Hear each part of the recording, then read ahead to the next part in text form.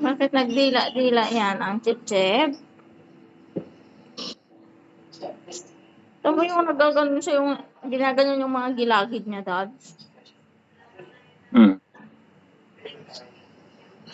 Sabi nga ni tita baka maaga daw magmimili kasi lagi niyang ginaganyan-ganyan sinagi-sagi yung mga gilagid. Tubo na yung tumutubo yung ano, Makati na sa ano niya. Hindi ko po alam.